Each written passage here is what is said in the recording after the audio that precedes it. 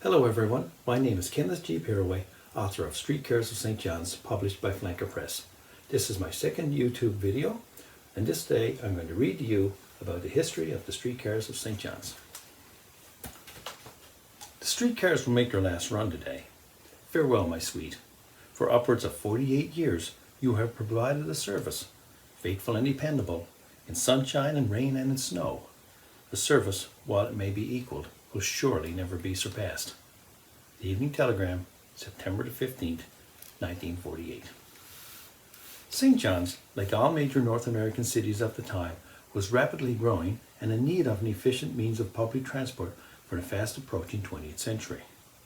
On September the 8th, 1896, the Newfoundland legislature passed the St. John Street Railway Bill, which received royal assent on October the 13th, 1897. The Newfoundland government called upon the services of the Reid Company, who had just completed the Trans-Island Railway to Port aux Basques, to develop such.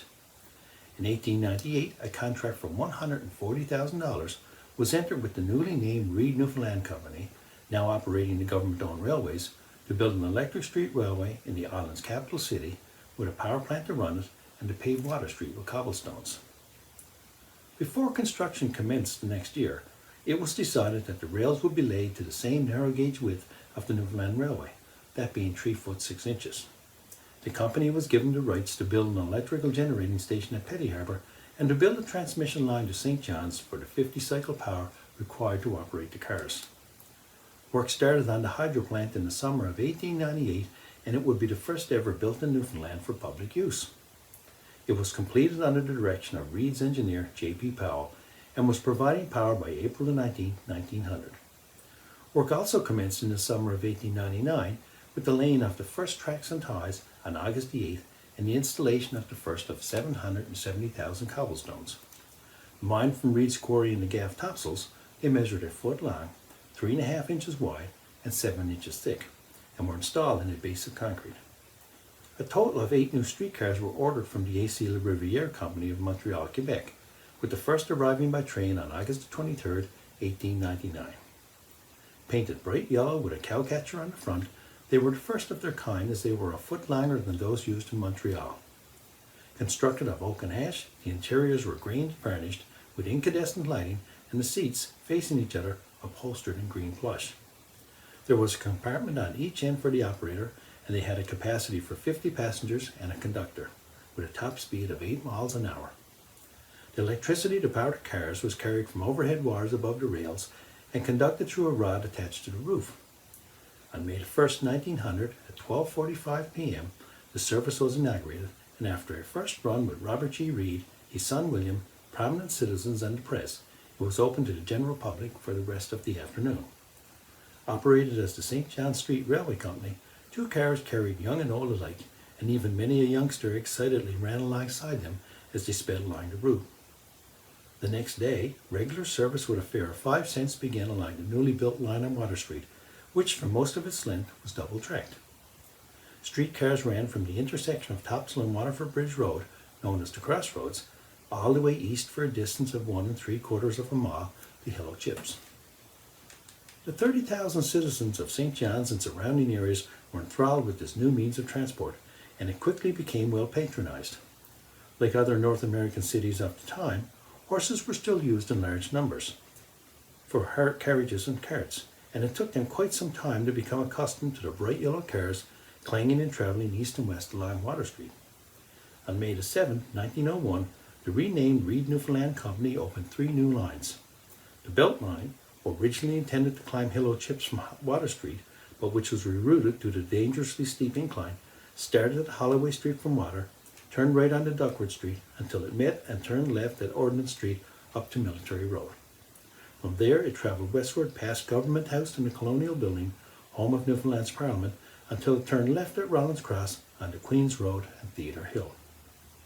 The Belt Line descended to the intersection of Adelaide and Newgower, where once again it joined Water Street. A spur was located just at the top of Ordnance Street that led to the Newfoundland Railway shops at Fort William for repairs and maintenance of the cars. The Lamarchant Line proceeded westward from Rawlins Cross along Harvey's Road and on to Lamarchant Road as far as the intersection with Barters Hill. Finally, The Hamilton line also went west from the junction of Adelaide and Newgower to the foot of Hamilton and climbed up that road until it reached the corner of Leslie Street. Sadly, the Lamarchant and Hamilton lines did not live up to expectations. There were many times when the cars did not have a single passenger and they were discontinued in 1902. With the service now using only Water Street and Belt lines, a published schedule was set up for designated stops marked as Cars Stop Here and even operated on Sundays, unlike the practice in Toronto. Certain public officials, such as police and firemen in uniform, could ride for free, and city councillors rode for half fare. Expansion was again considered in 1903, with plans to connect Springdale Street with Lamarchant by using the old Hamilton Avenue line, then east to Langs Hill and Duckworth Street, plus an extension of the service to Topsail by linking it to the Newfoundland Railway. After studying this, as well as the possibility of using buses, the idea was dropped in 1904.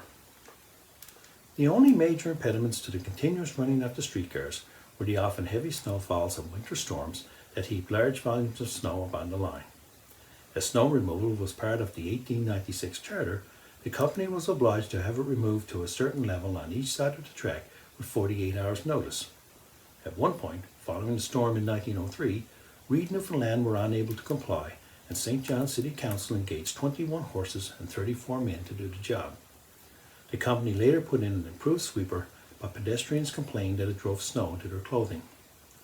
The winter snow removal was such a contentious issue for several years that it found its way to the Supreme Court, with an eventual settlement of $3,000 a year to be paid to City Council to remove or level the snow thrown up by the sweepers.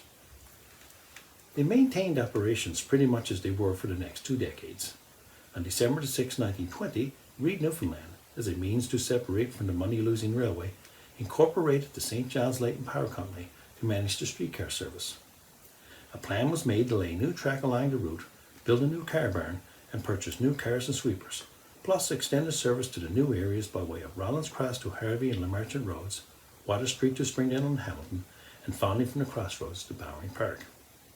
This would come at a cost of $300,000, and once again the company could not afford the capital expenditure, so no changes were made. After much negotiation with the Reids, the St. John's Light and Power Company was sold to Montreal Engineering under President Ozzie Killam on January 25, 1924. On February 16th, it was incorporated as the Newfoundland Light and Power Company Limited, or NLP, responsible to manage the streetcar and electrical services. Killam, however, believed that it was impossible to operate a streetcar system on a city built on the side of a hill and proposed to sell it, but without the Petty Harbour station. As no buyer could be found and City Council declined to accept its assets for free, NLP secured an agreement with Prime Minister Walter Munro to import the rails, rolling stock, and other materials for an upgrade duty-free. With this $250,000 investment came many changes and upgrades. First, there was a complete track rehabilitation program where the previous late-grooved 50-pound rails were removed and replaced with 70-pound rail along its entire route in 1925. While Water Street was originally double-tracked, the south side main was fully removed, apart from several turnouts that allowed the cars to pull off. Interestingly, the overhead wire remained in place for another 20 years. In order to accommodate the newly completed Newfoundland Hotel, rails were removed on Orton Street and relocated just slightly farther east to allow the cars to stop right in front of it. Second, 8 new cars were ordered from the Birney Car Company of Ottawa to replace the now 25-year-old and worn-out Le Riviere models. A popular design across North America was the Birney safety car, with over 6,000 of the single-truck model produced from 1915 to 1930. The Newfoundland versions were delivered in a coat of shiny red paint, and, like their Montreal-built predecessors, they had narrow-gauge trucks and the door openings on the same side of each end.